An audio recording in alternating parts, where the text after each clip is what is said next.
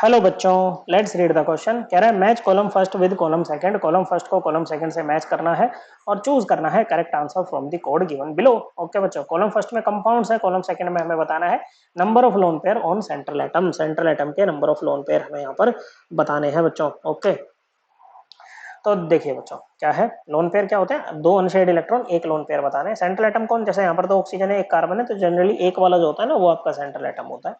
Okay, तो सबसे पहला है CO2। CO2 में कार्बन है, valence shell configuration 2s2 2p2, 4 electron है वैलेंस शेल में, और ऑक्सीजन होता है 2s2 2p4। 6 electron valence shell में, 2 चाहिए ऑक्टेट पूरा करने के लिए। ओके बच्चों, तो ये डाइवैलेंट साइड एटम होगा, डबल बॉन्ड बनाएगा कार्बन के साथ इस तरह से। तो जैसे क्या था, कार्बन के 4 इलेक्ट्रॉन आपके शेयर हो गए बच्चों, क्या हो गए? शेयर हो गए। तो यहाँ पर number of lone pair around central atom कितने हैं बच्चों? 0 है। कितने हैं? 0 है। तो ए जो है वो क्यू से मैच करेगा बच्चों, तो ए का क्यू दो ऑप्शन में दे रखा है, बाकी दो एलिमिनेट कर दो बच्चों। बी है आपके पास में XeO F2। ओके, अब देखो यहाँ पर जिनोन भी एक है, ऑक्सीजन भी एक है, तो सेंट्रल एटम किसको ले? तो ऐसे में बच्चों जो लेस इलेक्ट्रोनेगेटिव होता है ना वो सेंट्रल एटम होता है, तो जिनोन बनेगा। जिनोन की वैलेंस शेल कॉन्फ़िगरेशन होती है 5s2 5p6।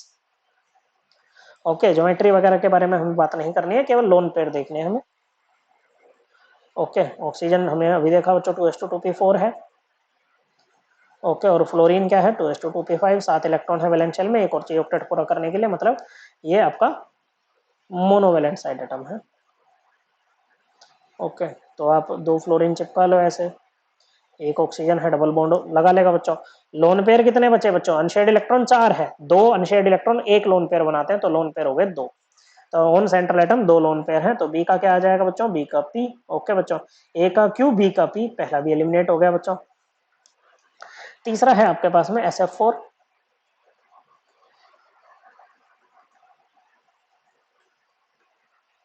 सल्फर की वैलेंस शेल कॉन्फ़िगरेशन बच्चों 3s2 3p4 होती है बच्चों। ओके, तो 6 में से 4 इलेक्ट्रॉन शेयर करवा दो फ्लोरीन के साथ में, मोनोवैलेंट साइड एटम है बच्चों। तो लोन पेयर कितने बच गए यहाँ पर? केवल एक। सल्फर पे लोन पेयर कितना? एक। तो सी का हो जाएगा S। ओके, सी का S, बिल्कुल सही जा रहे हैं बच्चों हम लोग तो। ओके, फिर है आपके पास में IF2 माइनस। देखो फ्लोरीन क्या है बच्चों?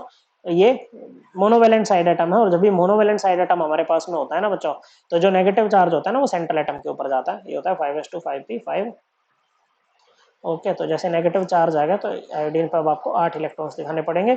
8 में से 2 शेयर करवा दो फ्लोरीन के साथ में। लोन पेयर कितने बच गए बच्चों? 3। आयोडीन पे कितने? 3। तो डी का हो जाएगा R, बिल्कुल सही बच्चों। ए का Q, बी का P, सी का S, डी का R, करेक्ट आंसर ऑप्शन 2। और ये चीज हम NCERT से रेफर कर सकते हैं बच्चों। ओके, क्लास 11th की NCERT आपको उठानी है बच्चों। ओके, लोन पेयर का जो कंसेप्ट है, ओके 11th क्लास की NCERT चैप्टर 4 केमिकल बॉन्डिंग में हम जाएंगे, पेज नंबर 97-98 में हमें मिल जाएगा बच्चों। So correct answer option 2। I hope आपको ये एकदम क्लियर हो गया होगा। थैंक यू बच्चों।